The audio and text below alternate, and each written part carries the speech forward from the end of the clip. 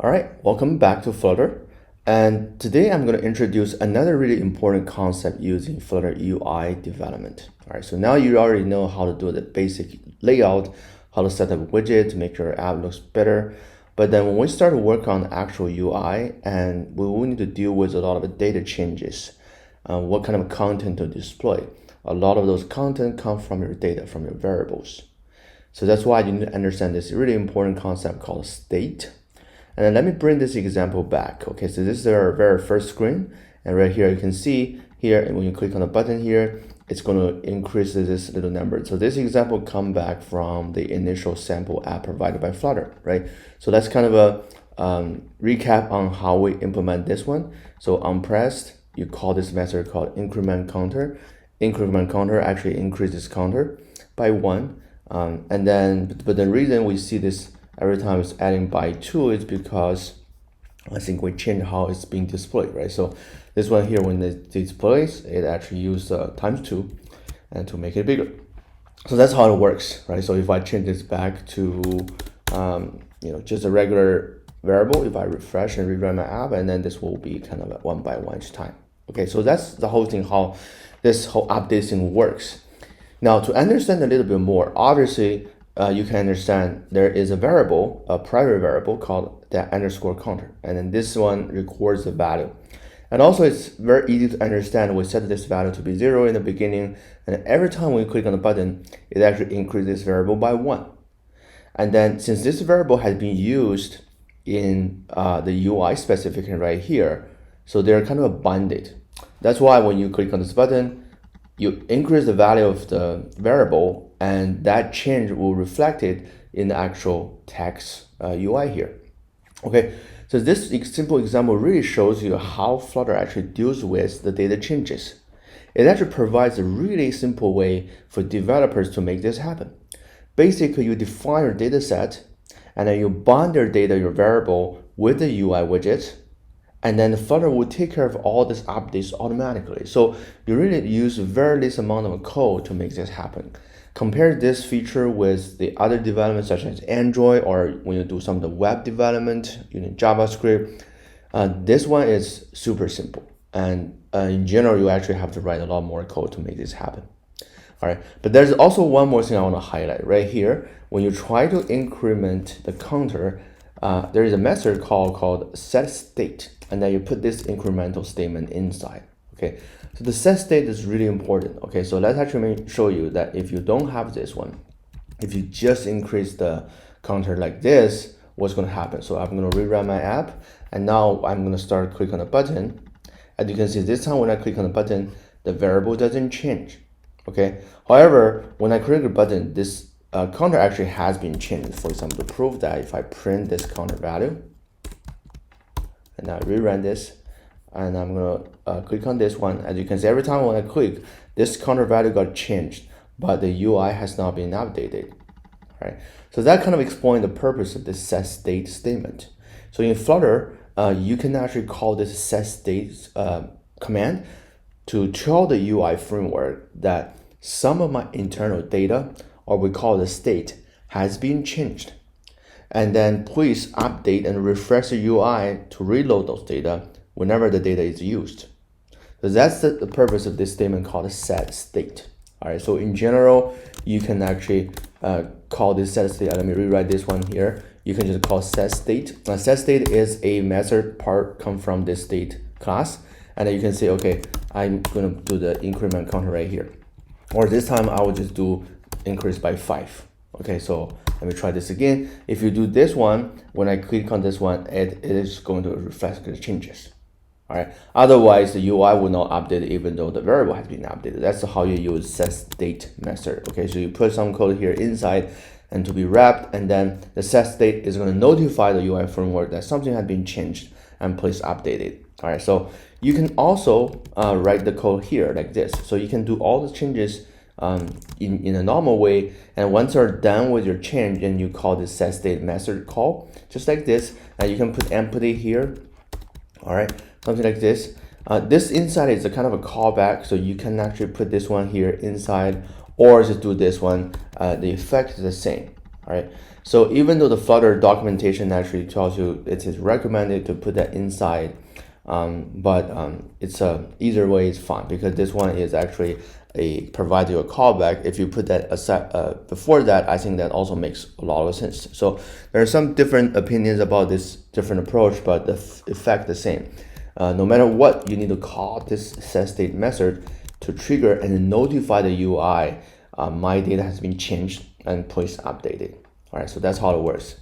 Now let's actually take a look at one more example. So I'm gonna go back to the list example we did last time, right here. So we got 3 students here in the list, and I'm gonna go back here to my code. So let's actually find out that is the list view demo code, right? That right here. So I showed you we actually used a list like this to kind of manage all the 3 friends, right? So I think this is the one we use eventually. Friend list, we got 1, 2, 3 friends, right? So to kind of recap this one, I'm gonna change some of this. I'll change the number to be 777-666, right? This number right here. So I'm gonna rerun my app, and then if I restart this screen, and I will see the data got changed. So that's how we bind this data with actually our UI. Our UI is based on a list view, or that's what we discussed last time. And every row we use the list tile so that you can tap on it. And then more importantly, all the UIs have been specified under this title, and we just use a regular container with a row. And the row is a horizontal setup, and then we got a circle avatar. We got 2 texts here vertically with a spacer, and finally another text to show the type. Right, so now I'm trying to implement another thing where I can, for example, add a friend. I can click on the button and add one more friend, right? So I can actually follow exactly the same approach. I will just try to use the scaffold. I'll add a floating action button. All right, so let's actually try that. So I'm gonna go here. I will do a floating button. All right. Floating action button, and we will have something called onPressed. All right, I'll just directly write the code inside here, okay? And then also, we will need to provide some kind of icon. Let's actually take a look at this example. So you got a child, and then you can have an icon here, right? So we'll do the same thing, and then the child, and then we can have an icon and icons. I think we can do an add. All right, so let's rerun the app. All right, so here we go. We got a little icon here. We can add a friend. Okay, so I'm gonna just simulate and then just add a random friend, right? So I can just do a variable. I'll call this friend. Will be some kind of attributes here. Let's just copy the same kind of attributes: name, phone number, image, URL, and also the type, right? So right here, something like this. But I'm hard coding all of this attributes, right? So let's actually random pick some of those, right? So I actually do have a lot of entries here. I can just randomly choose one of them from these entries, right? So I can do this, and I can have an index, and then we'll just generate a random number maybe. So we can Google it, Flutter Dart, okay, Dart random integer. All right, see how that works. I think they use Dart mass library, and I think it's called a next integer. I guess that's the way to go, right? So let's look at more examples here from Stack Overflow. Okay, it's pretty simple. Okay, so you import the Dart mass. Okay, let's actually do this.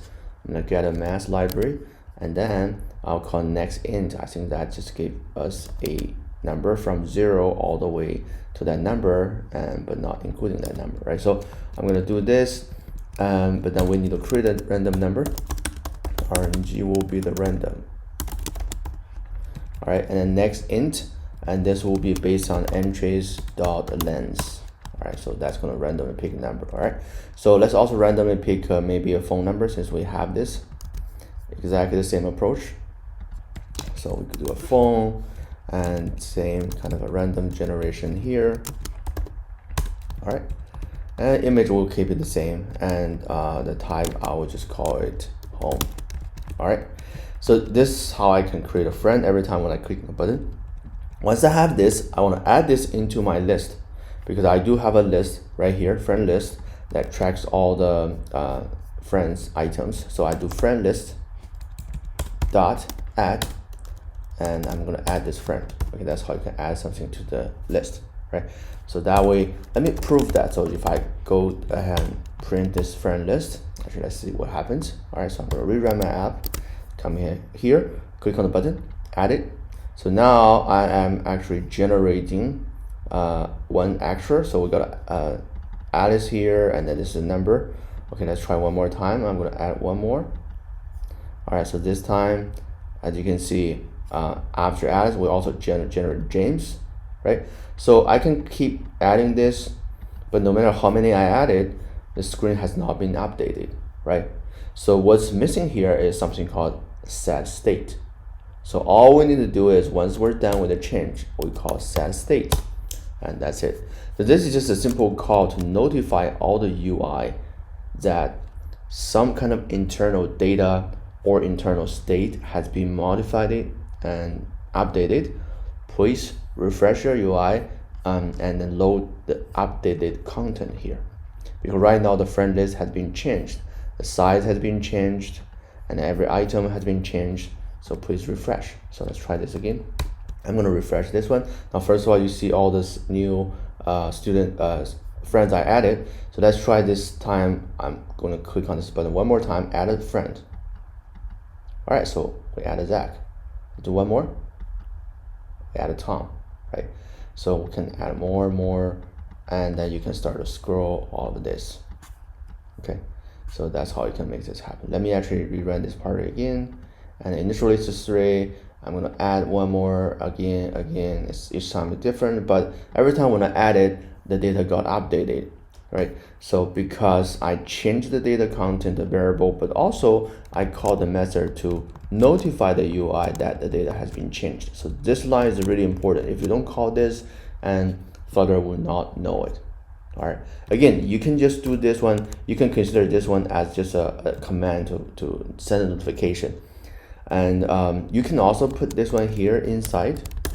I just feel that's a little bit confusing, so I will just do it right like this.